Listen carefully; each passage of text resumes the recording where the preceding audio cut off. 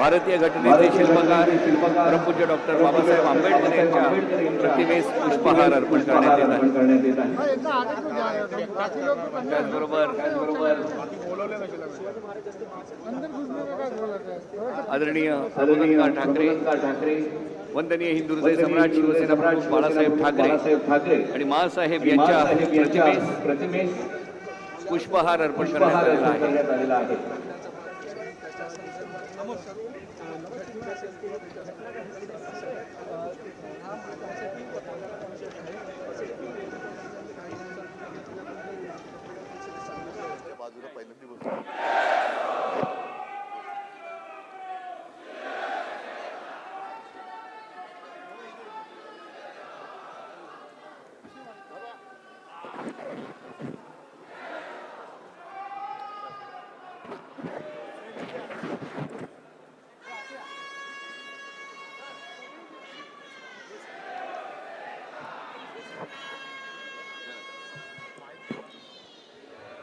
न्यायालयामध्ये घोषणा चालत नाहीत।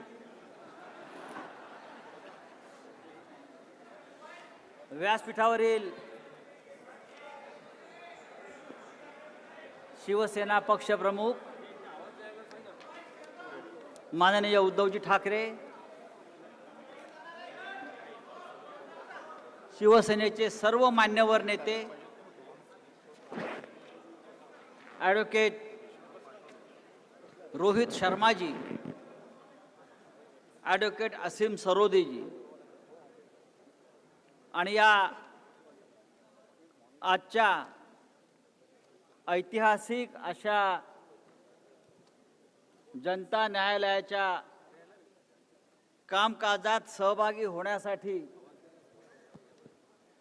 उपस्थित असलेले देशभरातील सर्व पत्रकार बंधू भगिनी, शिवसैनिक,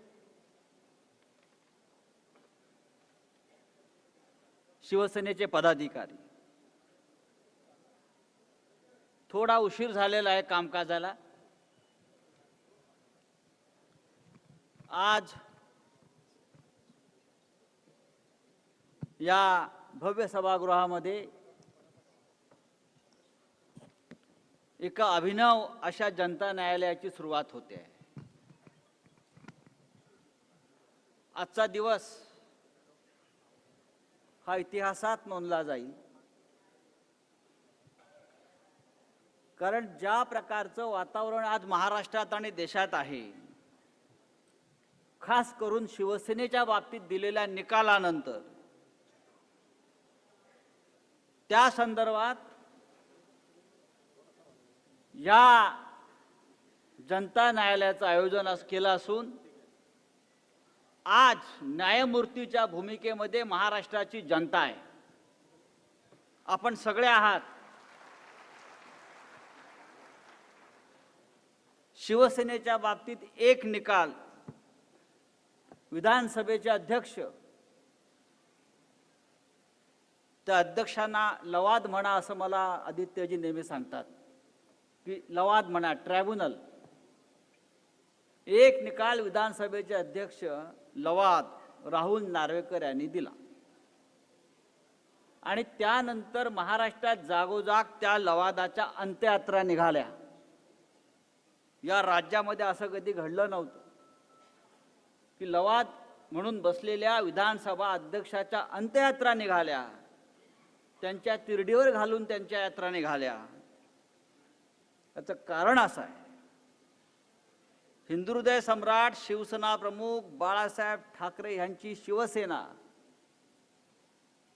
ही ज्या पद्धतीनं या लवादानं कोणताही मागचा पुढचा विचार न करता चोर आणि लफंग्यांच्या हातात दिली आणि ही शिवसेना तुमची असं जाहीर केलं, त्यामुळे संपूर्ण महाराष्ट्रात खतखततो आहे।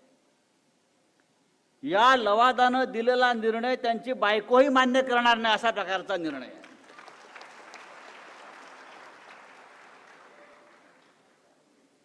या राज्याचे मिंधे मुख्यमंत्री दाढीला पीळ देत नेहमी सांगत असतात, कर नाही त्याला डर कशाला। बरोबर आहे, आणि म्हणूनच कर नाही, डर नाही, आणि म्हणूनच हे जनता न्यायालय घेण्याची हिंमत आज आम्ही दाखवलेली आहे. आमच्यात हिंमत आहे. आमच्याकडून काही चुकीचं झालेलं नाही. आम्ही कायद्याचं पालन केलेलं आहे. आम्ही न्यायालयामध्ये उत्तम लढाई लढलेली आहे.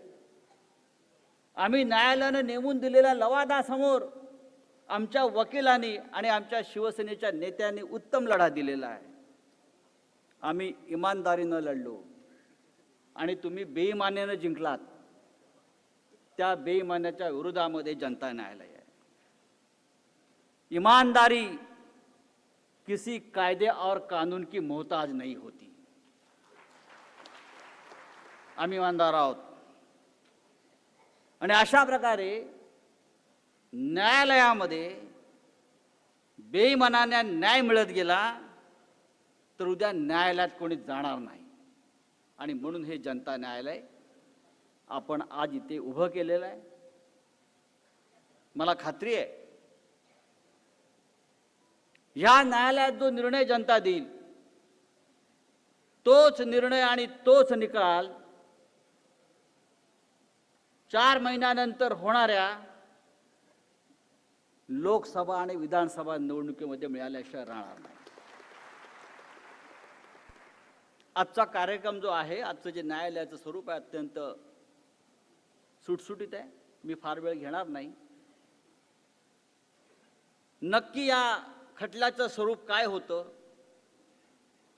आणि शिवसेनेनं कशा प्रकारे हा खटला उभा केला, लढला, सत्य कसं आमच्या बाजूने असताना सुद्धा सत्याचा खून झाला, सत्याची हत्या झाली, आणि या प्रत्येक न्यायालयीन लढ्याच्या प्रत्येक पायरीवर ॲडव्होकेट असीम सरोदे हे या संपूर्ण लढ्यात आपल्याबरोबर सहभागी होते.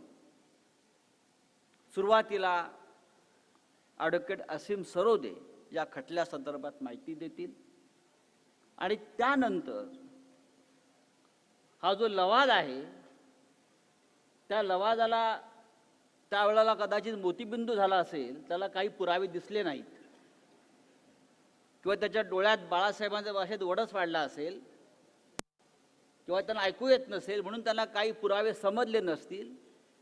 आपण कोणते पुरावे न्यायालयासमोर आणि त्या लवादासमोर हजर केले ते त्याचं संपूर्ण प्रेझेंटेशन हे नंतर ॲडव्होकेट अनिल परब आपल्याला सादर करतील. मी ॲडव्होकेट असीम सरोदे यांना विनंती करतो की कृपया आपण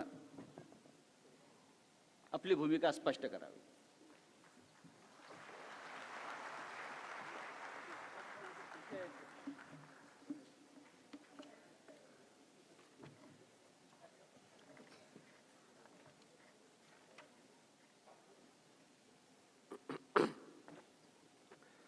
मला आज इथे बोलावलं त्याबद्दल मी उद्धव साहेबांचे आणि संपूर्ण शिवसेनेचे आभार मानतो. बरेच जण सांगतात की वकिलांनी कोर्टात बोलावं, बाकीच्या ठिकाणी बोलू नये.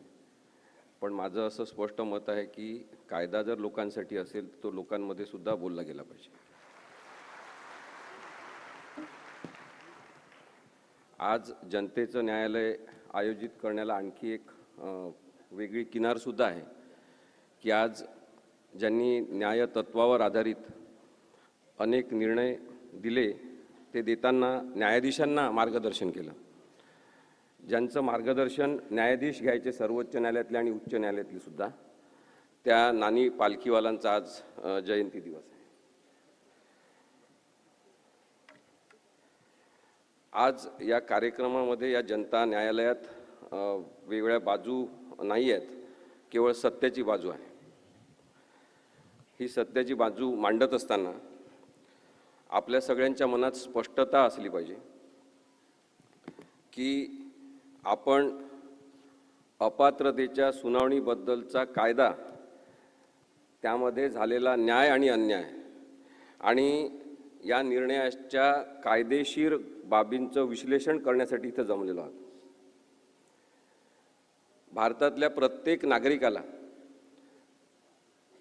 उच्च न्यायालयात सर्वोच्च न्यायालयात दिलेल्या निर्णयाचं विश्लेषण करण्याचा पूर्ण हक्क आहे. त्याच्यामधून कोणत्याही न्यायालयाचा अवमान होत नाही. त्यामुळे शिवसेनेने हा कार्यक्रम आयोजित केला, त्याच्याबद्दल त्यांचे मी जास्त आभार मानतो की या निमित्ताने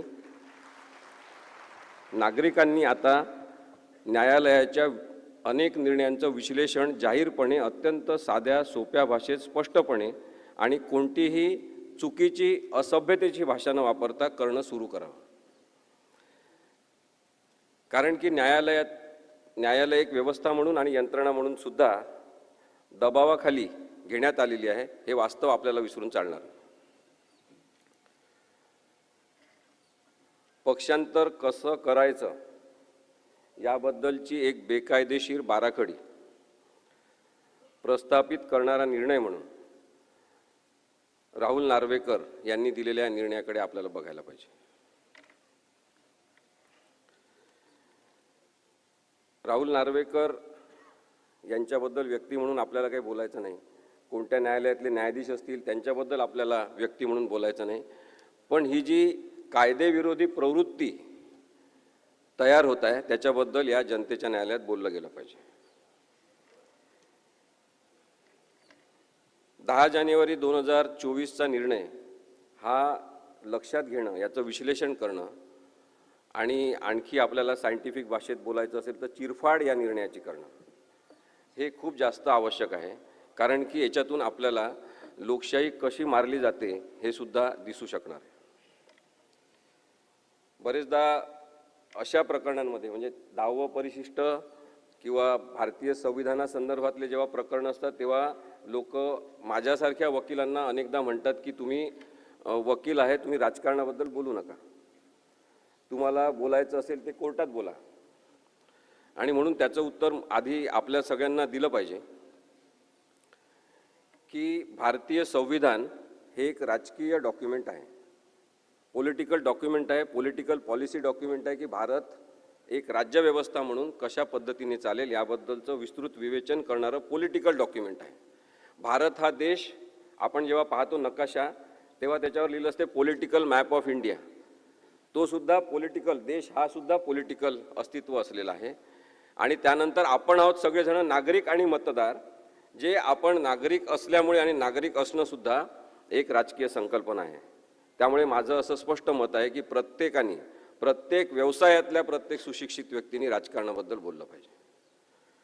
हा विषय तर संपूर्ण राजकारणाचा आहे की 10वं परिशिष्टच राजकारणाबद्दल आहे की पात्र कोण आणि अपात्र कोण, आणि त्यामुळे चूक कोण आणि बरोबर कोण हे ठरवत असताना एक बाजू घेणं आवश्यक आहे आणि ती सत्याची बाजू असली पाहिजे. माझी जेव्हा उद्धव साहेबांची भेट झाली पहिल्यांदा, ते म्हणाले की तुम्ही TV चॅनलवर आमची बाजू चांगली मांडता. तेव्हा मी त्यांना सांगितलं की मी तुमची बाजू मांडत नाही आहे, तुम्ही संविधानाच्या बाजूने आहात.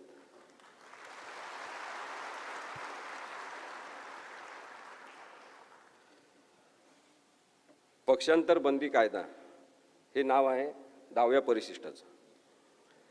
कोणीही सामान्य माणूस आज पक्षांतर बंदी कायद्याबद्दल जाणून आहे, त्याला माहिती झालं आहे की पक्षांतर बंदी कायदा काय आहे. आणि त्यासाठी एकनाथ शिंदे, त्यांना फूस लावणारे देवेंद्र फडणवीस, या सगळ्यांचे आपण आभार मानले पाहिजे की कायदेविषयक प्रबोधन एवढ्या मोठ्या प्रमाणात त्यांनी घडवून आणलं. 10व्या परिशिष्टामध्ये पक्षांतर बंदी कायदा जो आहे त्याचं स्पष्ट नाव आहे पक्षांतर बंदी कायदा. पक्षांतर सोप्या पद्धतीने करण्यासाठीचा कायदा असं काही त्याचं नाव नाही. यामध्ये संविधानिक नैतिकता आणण्याचा जो प्रयत्न राजीव गांधींनी 1985 साली केला की लोक कोणत्याही पक्षातून उठून कधी पण कोणत्या पक्षात जात होते, त्यामुळे अस्थैर्य निर्माण होत होतं. आणि राजकीय अस्थैर्य निर्माण होऊ नये आणि राजकीय पक्ष चालवणाऱ्या लोकांना सतत वॉचमनची भूमिका करावी लागू नये, विश्वासार्हता असली पाहिजे, प्रामाणिकता असली पाहिजे, आपल्या पक्षाची एकनिष्ठा असली पाहिजे, ज्याच्यामुळे तो एक कमी महत्त्वाचा असलेला विषय बाजूला राहील आणि महत्त्वाचा विषय म्हणजे राज्य प्रशासन ते चांगल्या प्रकारे चालवता येईल. या उद्देशाने पक्षांतर बंदी कायदा 1985 साली अस्तित्वात आला. त्याच्यामधलं परिच्छेद 1B, 1A, 1B हे दोन अत्यंत महत्त्वाचे आहे. 1B मध्ये सांगितलेलं आहे की लेजिस्लेचर पार्टी म्हणजे काय. लेजिस्लेचर पार्टी म्हणजे विधिमंडळ पक्ष म्हणजे काय? विधिमंडळ पक्ष आणि दुसरी 1C मध्ये व्याख्या केलेली आहे की ओरिजिनल पॉलिटिकल पार्टी म्हणजे मूळ राजकीय पक्ष म्हणजे काय? ओरिजिनल पॉलिटिकल पार्टी जी आहे ती जननी आहे त्या पॉलिटिकल पार्टीची. सगळेजण जे अस्तित्वात असतात ते त्या राजकीय पक्षाचे सदस्य असतात. आणि लेजिस्लेचर पार्टी जी आहे विधिमंडळ पक्ष आमदारांनी निवडून आल्यावर तयार झालेला विधिमंडळ पक्ष असतो. विधिमंडळ पक्षाचं आयुष्य हे 5 वर्षाचं असते. कारण की 5 वर्षानंतर ते लोक बदलतील, काही जण पुन्हा निवडून येतील, पण नवीन विधिमंडळ पक्ष तयार होईल. त्यामुळे विधिमंडळ पक्ष ही अस्थायी स्वरूपाची व्यवस्था आहे आणि म्हणून कायद्यामध्ये विधिमंडळ पक्षाला महत्त्व नाही. जो मूळ राजकीय पक्ष आहे त्याला महत्त्व आहे. आपल्या बाबतीत पाहायचं असेल तर मूळ राजकीय पक्ष शिवसेना आहे.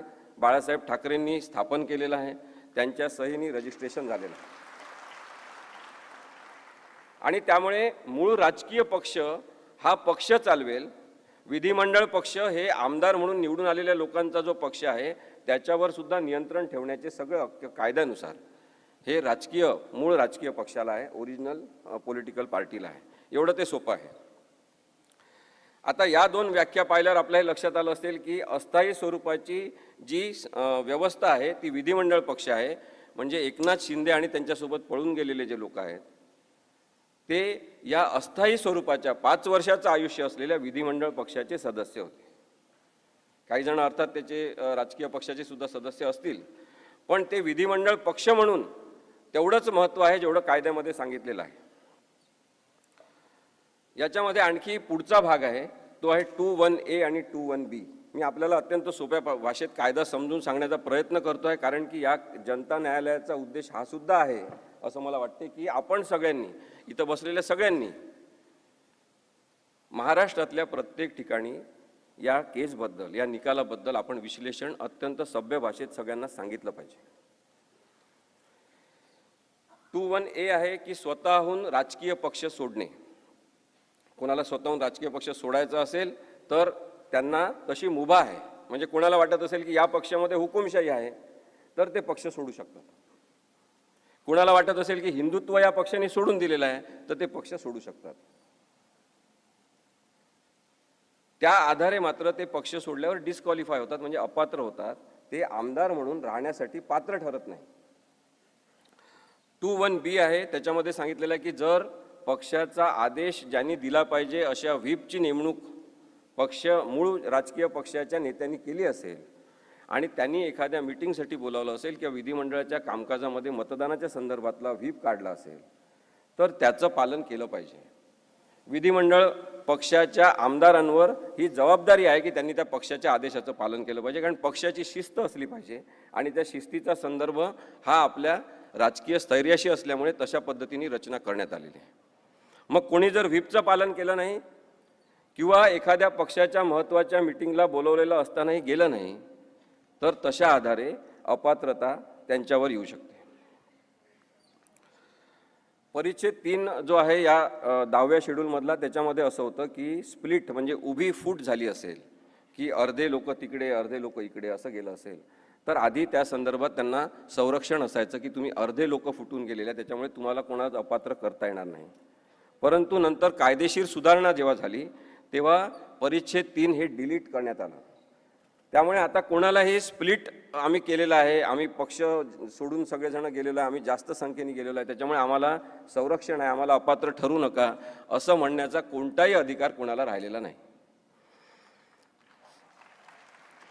मग आता जर पक्ष सोडला असेल कोणी तर त्यांना हक्क काय आहे की ते एका दुसऱ्या राजकीय पक्षामध्ये त्वरित विलीन होऊ शकतात. ते एखादा आपला गट स्थापन करून त्या गटाला गट म्हणून मान्यता, राजकीय गट म्हणून मान्यता मिळवून नंतर एखादा राजकीय पक्ष काढू शकतात. पण आपल्याला हे माहिती आहे की एकनाथ शिंदे आणि त्यांच्यासोबत मी पळून गेलेल्या, असंच म्हणतो नेहमी, पळून गेलेल्या आमदारांनी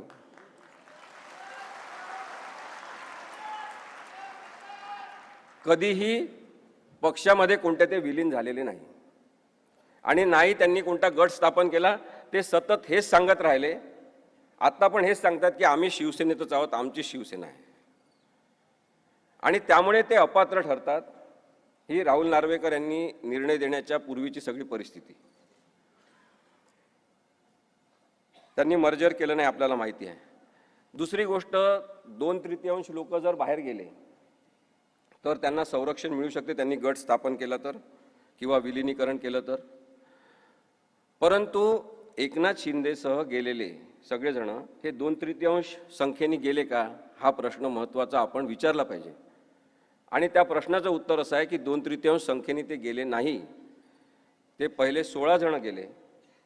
त्यांनी तिथे अनेकांना आमंत्रित केलं, आमिष दाखवले, दबाव टाकला, त्यांचे फाईल तयार होते, त्यांना भीती दाखवली. आणि काही जण सुरतला जाऊन त्यांना मिळाले, काही जण गुवाहाटीला जाऊन मिळाले, आणि तसं करून ते मुंबईला आले. आणि मुंबईमध्ये पण काही जण खूप जास्त वल्गना करणारे जे शिवसेनेसोबत होते ते सुद्धा जाऊन त्यांना मिळाले. अशा प्रकारे ते 38 ते 40 जण झाले. हे सगळेजण 2/3 मेजॉरिटीनी बाहेर पडले नाही, त्यामुळे त्यांना कोणतंही कायद्याचं संरक्षण नाही, ते अपात्र आहेत.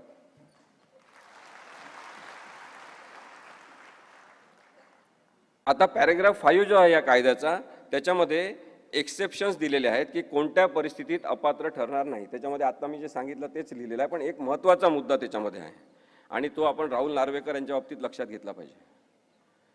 जेव्हा एखाद्याची विधानसभा अध्यक्ष म्हणून नेमणूक होते तेव्हा त्यांनी तटस्थ वागलं पाहिजे, पक्षनिरपेक्ष वागलं पाहिजे आणि प्रामाणिकपणे राहिलं पाहिजे, अशी अट कायद्याला अपेक्षित आहे. असं कायद्याला अपेक्षित आहे की हा माणूस आता निरपेक्ष वागेल, पक्षाशी याचा संबंध नाही. आणि म्हणून याच्यामध्ये एक तरतूद आहे की विधानसभा अध्यक्षपद आपल्याला मिळाल्यानंतर साधारणतः नैतिक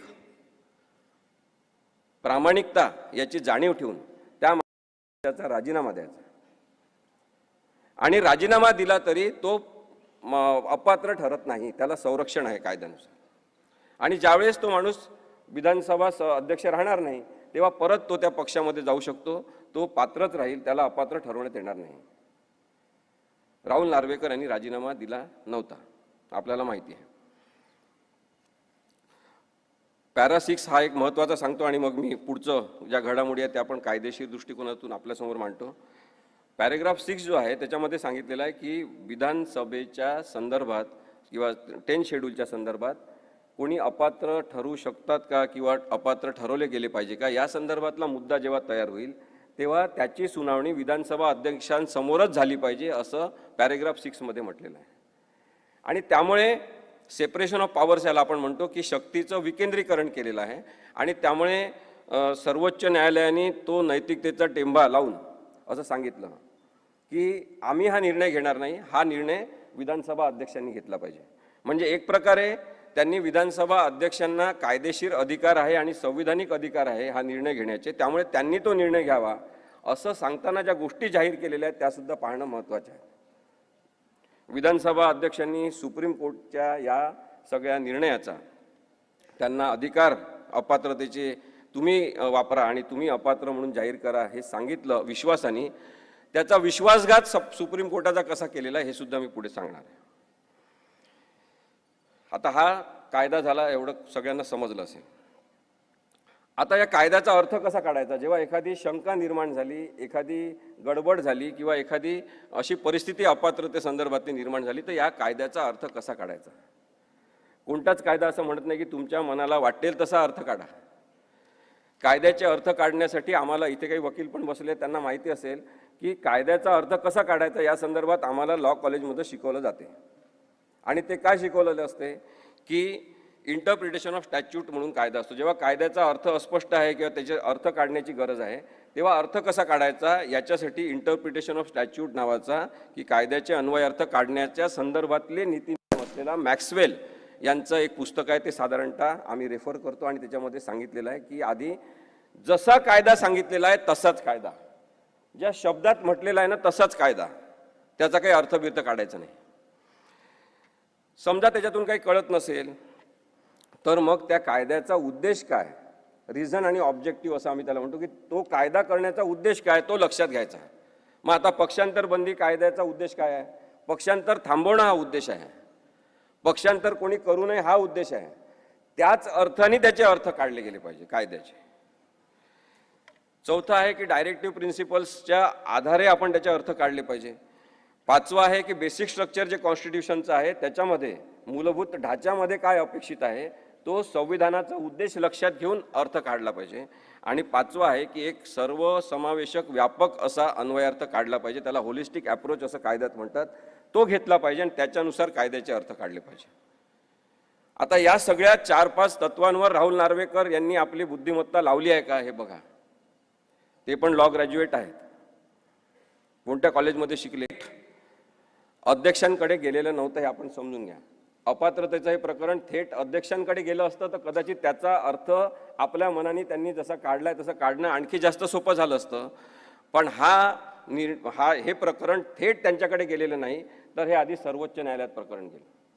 मग सर्वोच्च न्यायालयाने जे निरीक्षणं नोंदवलेले आहेत ते बघितले पाहिजे आपण, आणि त्याच्यानुसार आपल्याला विचार करता आला पाहिजे. आणि तो राहुल नार्वेकर यांनी करण्याची जबाबदारी त्यांच्यावर होती. सर्वोच्च न्यायालयाने सांगितलं की अध्यक्षांचा निर्णय, म्हणजे राहुल नार्वेकर हे जे अध्यक्ष झाले त्यांनी जो निर्णय घेतला आणि त्याच्यामध्ये शिवसेना आपले ते एकनाथ शिंदे यांना लीडर म्हणून मान्यता दिली, तो निर्णय बेकायदेशीर आहे असं 123 नंबरच्या परिच्छेदामध्ये सुप्रीम कोर्टाने म्हटलेलं आहे. 156 नंबरच्या परिच्छेदामध्ये म्हटलेलं आहे सुप्रीम कोर्टाने की इलेक्शन कमिशन ऑफ इंडियाने काही निर्णय दिला ही केस सुरू असताना आणि त्याच्यानंतर हे अध्यक्षांकडे प्रकरण गेलं असेल तरी इलेक्शन कमिशन ऑफ इंडियाने जो काही निर्णय दिला असेल, शिवसेना कोणाची, धनुष्यबाण कोणाचं, याचा कोणताही प्रभाव स्वतःवर न ठेवता अध्यक्षांनी निर्णय घ्यायचा आहे. परिच्छेद 206D याच्यामध्ये सांगितलेलं आहे की विधिमंडळ पक्ष व्हीप नियुक्त करू शकत नाही. विधिमंडळ पक्ष म्हणजे कोण? निवडून आलेले आमदार, ते ठरवू शकत नाही व्हीप कोण आहे. त्यांनी स्पष्टपणे सांगितलं की मूळ राजकीय पक्ष व्हीप नेमू शकतात. अध्यक्षांनी ओरिजिनल राजकीय पक्षांनी नियुक्त केलेलाच व्हीप मान्य केला पाहिजे. 111 आणि 110 परिच्छेद जे आहेत सर्वोच्च न्यायालयाच्या निर्णयाचे, त्याच्यात त्यांनी सांगितलं की 10व्या परिशिष्टाच्या संदर्भात निर्माण झालेला अपात्रतेचा राजकीय पक्षाने म्हणजे उद्धव ठाकरे यांनी नेमलेला व्हीप कोण, त्या आधारेच निर्णय झाला पाहिजे. एवढं स्पष्ट सांगितलेलं आहे. 119वा परिच्छेद, मी थोडंसं हे कायदा काही खूप इंटरेस्टिंग करता येत नाही, पण आपल्याला आज या न्यायालयामध्ये हे समजून घ्यायचं आहे. खरं तर एकनाथ शिंदे, नंतर राहुल नार्वेकर, त्यांच्या मागे एक ताकद म्हणून उभे असलेले देवेंद्र फडणवीस यांनी हा कायदा फार इंटरेस्टिंग केलेला आहे. पण त्या घडामोडींच्या पलीकडे कायदा आपल्याला समजून घ्यायचा आहे. त्यामुळे आपण हे समजून घेतलं पाहिजे की 119व्या परिच्छेदामध्ये काय म्हटलेलं आहे की 3 जुलै 2022 रोजी भरत गोगावले यांना अध्यक्षांनी शिवसेनेचा व्हीप म्हणून मान्यता दिली, तो निर्णय बेकायदेशीर आहे असं सर्वोच्च न्यायालयाने सांगितलं. त्यांनी कारण दिलेलं आहे, कारण एका फुटलेल्या गटाने केलेल्या ठरावाच्या आधारे नियुक्ती हा राजकीय पक्षाचा निर्णय नव्हता असं सांगितलेलं आहे. 122वा परिच्छेद आहे, त्याच्यात त्यांनी म्हटलं आहे की अजय चौधरी यांना राजकीय पक्षाने लीडर म्हणून मान्यता दिली. याबाबत 21 जून 2022 रोजी उपाध्यक्ष जे होते कार्यरत त्यांना शंका घेण्याचं काहीच कारण नव्हतं, कारण की उद्धवसाहेब ठाकरे यांच्याच सहीने एकनाथ शिंदे यांची सुद्धा नेमणूक झालेली होती. त्यामुळे अजय चौधरी यांना राजकीय पक्षाने लीडर म्हणून नेमणूक केली, त्याला त्यांनी जेव्हा उपाध्यक्ष असलेल्या व्यक्तीने मान्यता दिली, तो निर्णय बरोबर होता असं सुद्धा सर्वोच्च न्यायालयाने सांगितलेलं आहे. आता त्या 123व्या पॅरेग्राफमध्ये आणखी एक म्हटलेलं आहे महत्त्वाचं, ज्याचं यांनी खूप भांडवल केलं या निर्णयामध्ये. तो भाग आहे की 22 जून 2022 रोजी एका गटाने केलेली नियुक्ती व ती मूळ राजकीय पक्षाची इच्छा नव्हती.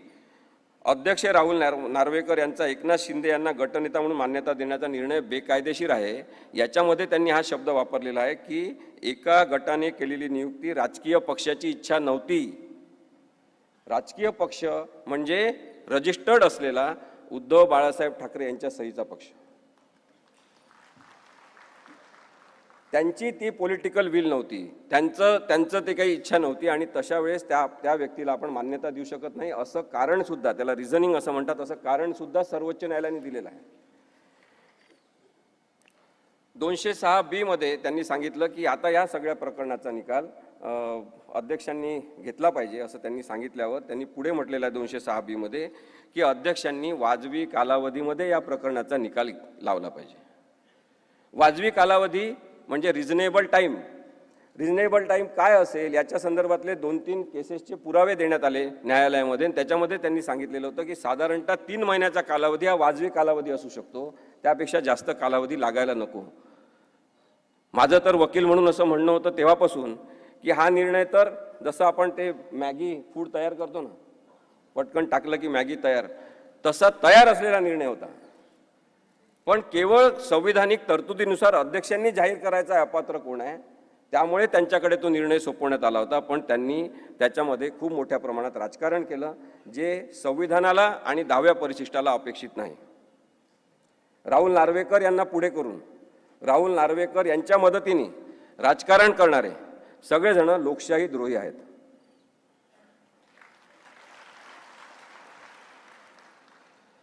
अध्यक्षांनी मूळ राजकीय पक्षाने नियुक्त केलेला व्हीप मान्य करावा व पार्टीची घटना काय या संदर्भात निर्णय घ्यावा असं त्यांना सूचित करण्यात आलं होतं. चौकशी करावी असं म्हटलं तर इन्क्वायरी करावी, आणि त्या इन्क्वायरीचा अर्थ त्यांनी असा घेतला की साक्षी पुरावे घेतले पाहिजे. आणि मग त्यांनी एका जनरल मॅजिस्ट्रेट कोर्टात चालतात तसे पुरावे, साक्षीदार बोलवले, पुरावे घेतले, जेव्हा की या कायद्याची समरी प्रोसिडिंग चालली पाहिजे अशीच कायद्याची अपेक्षा आहे. कोर्टाने म्हटलेलं आहे की आम्ही हे सगळे निर्णय दिले, मी तुम्हाला जे आता वाचून दाखवले, त्या निर्णयांच्या प्रिन्सिपल्सवर अध्यक्षांनी निर्णय घ्यायचा. हे जे ज्युडिशियल प्रिन्सिपल्स आम्ही सेट केलेले आहे याच्या आधारे तुम्हाला निर्णय द्यायचा आहे असं सुद्धा या निर्णयामध्ये नमूद करण्यात आलेलं आहे. या निर्णयामध्ये एक आणखी घटक आहे जो अत्यंत महत्त्वाचा, किंवा तसं पाहिलं तर फालतू माणूस पण महत्त्वाचा, म्हणजे महत्त्वाच्या पदावर बसलेला, ते म्हणजे आपले राज्यपाल.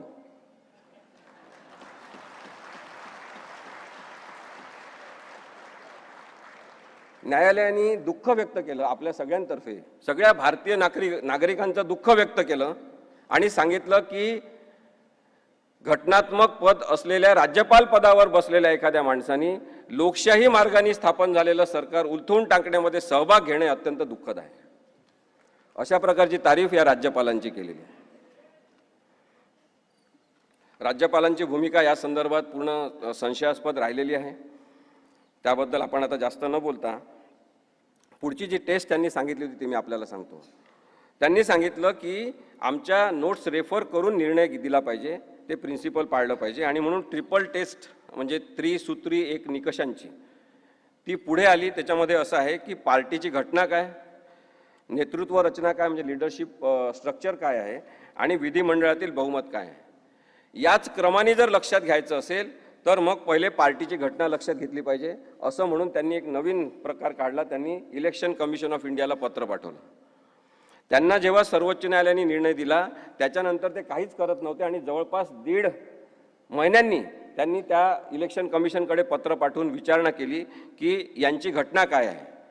कदाचित तोपर्यंत ठरलं असेल की यांनी विचारायचं आणि त्यांनी काय सांगायचं. ही कॉन्स्पिरसी आपण लक्षात घेतली पाहिजे की न्यायिक व्यवस्थापन करण्यासाठी म्हणून तुम्ही बसलेले असता तेव्हा तुम्हाला कॉन्स्पिरसी करण्याचा हक्क नाही आहे. आणि म्हणून मी मगाशी सांगितलं की जे कायद्यात लिहिलेलं आहे तशाच प्रकारचा अर्थ काढला गेला पाहिजे. नेतृत्व रचना काय आहे हे सुद्धा त्या घटनेच्या आधारे पाहिलं पाहिजे. त्यांनी 1999चीच घटना गृहीत धरली. त्याच्याबद्दल ॲडव्होकेट अनिल परब साहेब बोलतील आपल्याशी, ते सगळे पुरावे दाखवतील आपल्याला की कशा पद्धतीने हा खोटेपणा शिजलेला आहे. आता याच्यामध्ये तिसरा मुद्दा जो आहे विधिमंडळ पक्षातील बहुमत.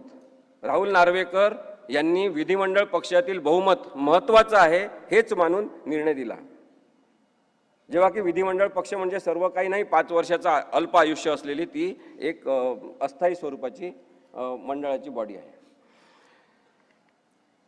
सुप्रीम कोर्टाने त्यांच्या निर्णयात हे सांगितलं होतं. माझे मित्र ॲडव्होकेट रोहित शर्मा इथे आहेत, त्यांना पण माहिती आहे की बहुमत म्हणजे काय हे सांगत असताना जेव्हा बहुमताचाच एक डिफेन्स करण्यात आला तयार, तेव्हा सर्वोच्च न्यायालयाने सांगितलं की केवळ बहुमत महत्त्वाचं नाही, ते जे बहुमत आहे त्याला लीगल आयडेंटिटी काय आहे, कायदेशीर नाव काय आहे त्या बहुमताचं. या बहुमताचं कायदेशीर नाव काय आहे? एकनाथ शिंदे यांच्यासोबत पडून गेलेले, पक्ष फोडलेले, अजून काय ओळख आहे. आणि त्यालाच बहुमत मानून यांनी निर्णय दिलेला आहे. राहुल नार्वेकर म्हणतात एकीकडे मग नंतर की इंटर पार्टी डिस्प्यूट आहे, हे पक्षांतर्गत आहे.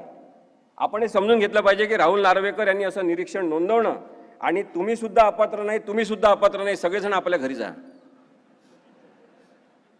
अशा पद्धतीचा निर्णय देणं हा सर्वोच्च न्यायालयाचा घोर अपमान आहे.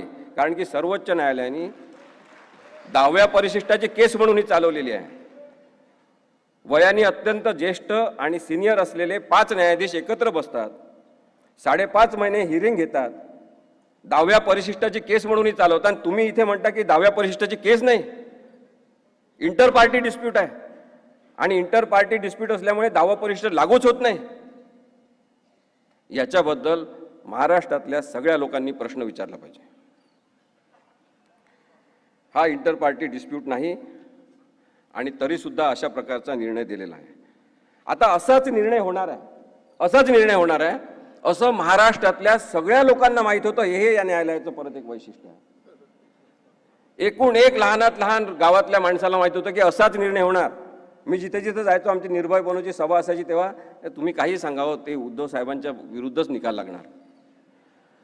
एवढी गॅरंटी लोकांमध्ये बेकायदेशीरते निर्माण झालेली आहे की अन्यायच होणार असं निर्माण झालेलं आहे.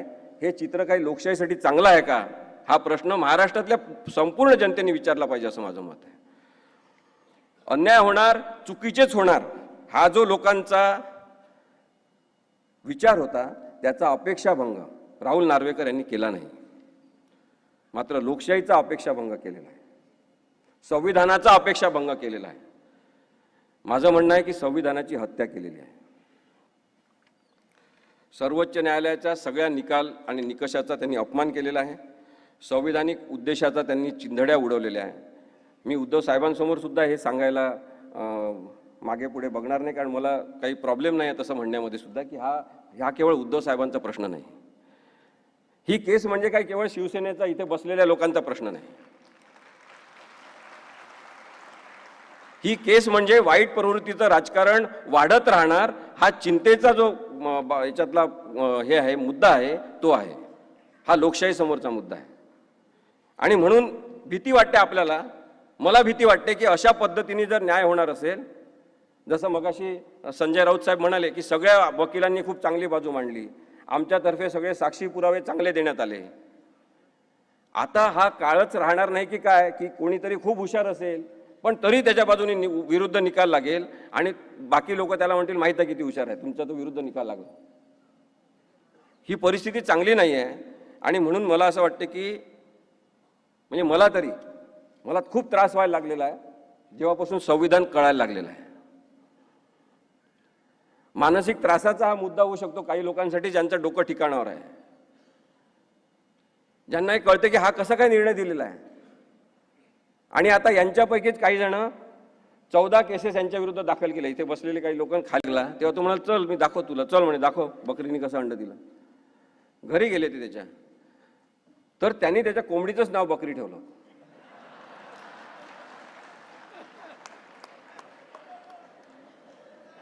राहुल नार्वेकर यांनी अन्यायाचं नाव न्याय ठेवलेलं आहे.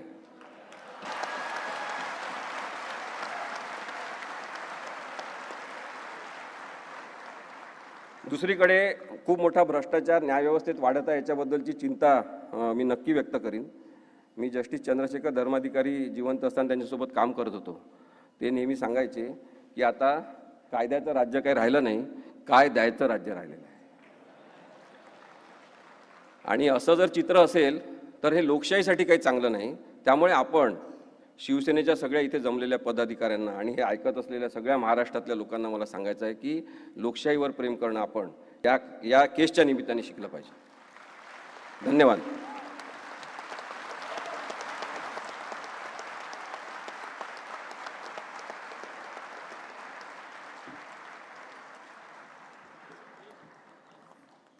ॲडव्होकेट असीम सरोदे, आपण केलेलं या संपूर्ण खटल्याचं विश्लेषण संपूर्ण महाराष्ट्र आणि देश आता पाहत होता. आणि ते पाहिल्यावर आणि ऐकल्यावर या महाराष्ट्राची 11.5 कोटी जनता एक मुखात बोलेल, राहुल नार्वेकर चले जाओ. इम्पिचमेंट म्हणतात. एखाद्या न्यायमूर्तीला काढण्यासाठी जो काय एक खटला असतो, आज तुमच्या विश्लेषणानंतर 11.5 कोटी मराठी जनता सांगेल की राहुल नार्वे महाराष्ट्राला जी परंपरा आहे रामशास्त्र्यांची, त्या परंपरेला कसा कलंक लावलेला आहे. कायदा गाढव असतो असं म्हणतात, पण या